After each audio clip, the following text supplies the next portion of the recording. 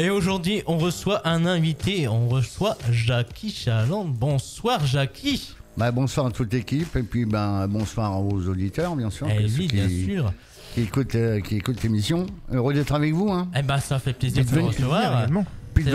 Et puis de venir à Guise parce que je viens de temps en temps. De temps en temps, c'est vrai. Je passe. C'est vrai, en tant que speaker, j'imagine, non oui, il n'y a pas spécialement que ça. Non. Bon, c'est vrai que j'ai fait quand même beaucoup de galas de boxe sur le Nord. Ah, oui. Donc, parce qu'il faut dire, Jackie, il est très connu pour ses qualités de speaker animateur, faut le dire.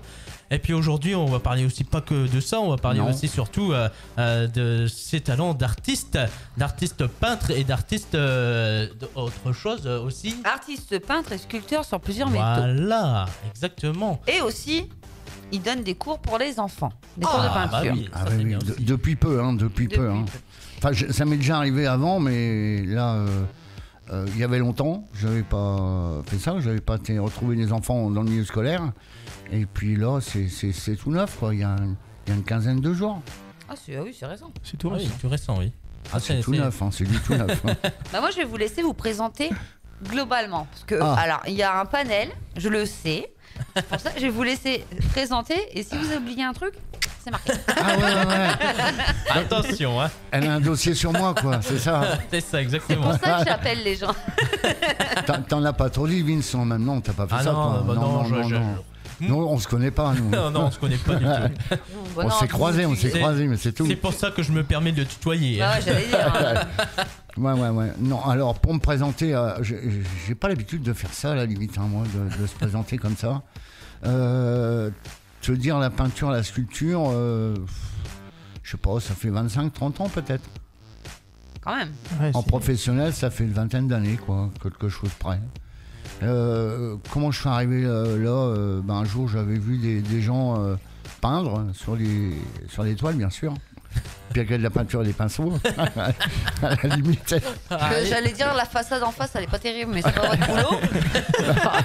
Non, mais je parlais pas des peintres artisans, c'est autre chose. C'est ceux qui peignent des tableaux. Après, je regardais et puis je me disais, mince, je sais pas, j'arriverai peut-être jamais à faire ce genre de choses. Et puis, machinalement, il y avait un atelier peinture pas très loin de chez moi. Et puis, je me suis dit, je vais quand même aller pousser la porte pour aller voir. J'y suis allé voir, et puis la personne qui s'occupait de cet atelier-là était quelqu'un de très sympathique. On est resté amis très longtemps. Et puis, je suis allé au cours, tout simplement. Enfin, au cours, si on peut appeler ça comme ça. Elle apportait beaucoup plus une aide, un accompagnement que d'apprendre une technique. Oui, parce qu'il faut quand même une base de savoir dessiner quand même. Bien sûr, mais comment j'en suis arrivé là? Mais on va comprendre la transition après.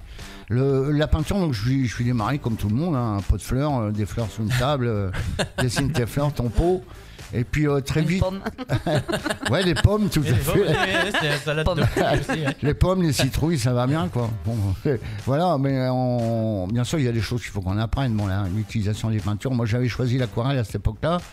Et machinalement, j'ai pas trouvé mon compte, j'ai pas trouvé ma place, j'ai pas trouvé réellement ce que je voulais. Votre patte. Ouais, ma patte, voilà. Et puis j'avais horreur, on me mette une carte postale ou un pot de fleurs sur une table. Je dis, moi, c'est pas ce que je veux peindre, moi, je veux peindre ce que moi j'ai envie de faire. Donc, bien sûr, ça. À cette époque-là, on me regardait déjà d'une drôle de façon. On dit, tu peux pas faire comme tout le monde. Je dis, non, je fais pas comme tout le monde. Et puis, en fin de compte, c'est parti de là quelque part. Parce que c'est. Bien sûr, au début, on fait des croûtes, faut pas croire. Donc, non, j'ai essayé, moi, j'ai une fois. Quand les premières fois, vous alliez sur les expos, c'est certain que. Ouais, quoi, c'est tout. On montre un peu ce qu'on fait, mais au moins on sait très bien que c'est pas le top, quoi, que c'est pas ça. Faut reconnaître qu'on fait pas un artiste peintre en 15 jours, il faut des années. Il faut des années. Moi, j'ai des références, derrière moi, j'ai des copains qui sont donc pas très loin d'ici d'ailleurs, on en parlera un peu après. Qui est le top. Je pense que c'est des gens qui sont au summum de leur art. Donc voilà. Bon, alors sinon, on revient un petit peu à mes petits moutons. Donc Une paire de moutons en plus. donc je continue à peindre un peu ce que je veux. Et il arrive un moment, je me baladais dans les marais de Pierrepont, par là, en vadrouille, par là. J'aime la randonnée, j'aime tout ça. Et puis machinalement, j'avais un carnet, un crayon dans ma sacoche. Et puis je voyais des grands échassiers dans les étangs. C'est bon, vous imaginez, vous voyez ce que c'est, hein? Les grands, hein, pas les petits, hein, les grands oiseaux dans l'eau, les pattes dans l'eau. Non, mais je vois. Je suis de la campagne, hein, les pattes dans l'eau. Je vois. Non, mais moi, je pensais que Bis c'était déjà la ville quand même. Non, enfin moi j'habite. Moi je viens d'un petit village, donc non, je quand même. Non, bon, je déconne. Donc j'ai commencé à dessiner ces oiseaux-là sur un carnet, quoi, tout simplement. Hein. Et puis, comme je travaillais déjà un petit peu le métal, je touche au métal déjà par le fait de mon métier, parce que comme je travaillais dans un établissement spécialisé et je gérais un atelier un peu ferronnerie, un peu tout, je me suis dit, je vais un petit peu orienter mon truc vers l'art, un peu vers autre chose. Encore une fois, je change. Encore une fois, je fais pas comme les autres. Et puis, c'est ça qui fait un artiste. Hein. Ah bah oui. Mes tout premiers oiseaux ont commencé à voir le jour là, quoi, en fin de compte. Là, j'ai commencé un petit peu à travailler le marteau avec les ados avec qui j'avais en charge à cette époque-là. Et tout ça, ça a monté, ça a gravité. Et il est arrivé un moment, encore une fois, encore un choc dans ma vie, quoi. Je me suis dit, il faut que je fasse autre chose que ma vie. Je ne vais pas rester pendant des années à travailler avec des adolescents. Je voulais autre chose, je voulais trouver autre chose. Et puis bon, mon métier de speaker qui est revenu là-dessus, puisque ça on en parlera à un autre moment. Oui, parce qu'il a été DJ aussi avant. Donc c'est pas la même émission. Il a eu plusieurs vies. Non, mais je suis heureux, t'inquiète. Il est content parce qu'il est DJ aussi. On le voit, chef, à la vidéo. Hein. On voit faire ça. Ouais, on voit tout ce qu'on dit, effectivement. Ouais. Donc après, je me suis dit, les premières expos, encore une fois, peinture, c'est pas terrible. La sculpture, c'est les premières, c'est pas encore ça. Mais on sent qu'il y a déjà une attirance par rapport à ce que je fais. Et puis quand je suis parti en formation, pour devenir un vrai éducateur, mes formatrices me disaient toujours, tu as quelque chose que tu ne développes pas. Mais je ne sais pas trop à quoi elles voulaient en venir, à part que je faisais un peu de peinture comme ça à l'atelier où j'étais.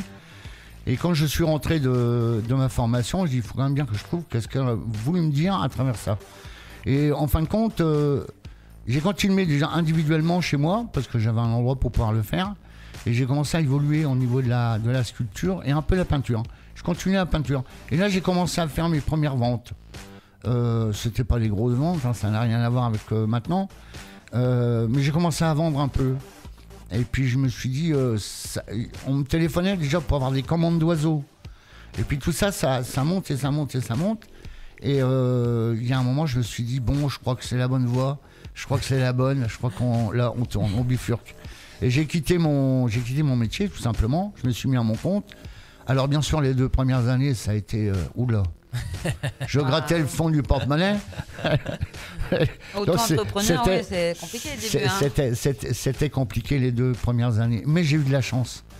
J'ai eu de la chance parce que j'ai rencontré 2 personnes qui m'ont soutenu, qui m'ont aidé, même financièrement, pour continuer. Et j'ai eu de la chance, comme je le disais hier, cette chance je l'ai eue en allant exposer au golf à l'Ailette, au parc de l'Ailette. Et là j'ai pu m'épanouir complètement. Là parce que je touchais une clientèle étrangère déjà pour commencer. Ah oui. Puis je gagnais bien ma vie en plus. Enfin 2 ans après les galères quand même. Parce que bon, c'était dur quand même. Et puis après, bon, on continue à faire des expositions. J'ai commencé quelques années après à faire des expos tout seul.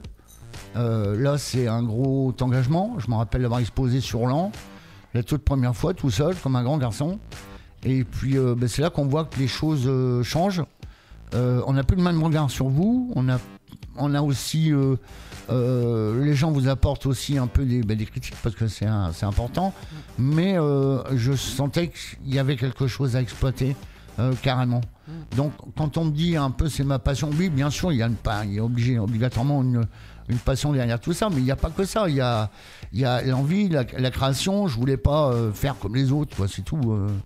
Malgré que c'est mes oiseaux, je m'inspire des vrais, mais bon, ça c'est autre chose. Mais Et puis après, j'ai eu de la chance. J'ai reçu le prix des métiers d'art en 2008. Oui, j'allais en parler. Qui est quand même quelque chose, avec la réalisation d'un violon, avec un cahier des charges bien précis.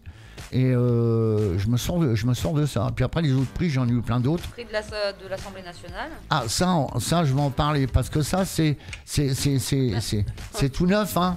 C'était au mois de février ou mars, et ça, je vous invite à y venir, parce que là-bas, il y a... c'est à Étreux.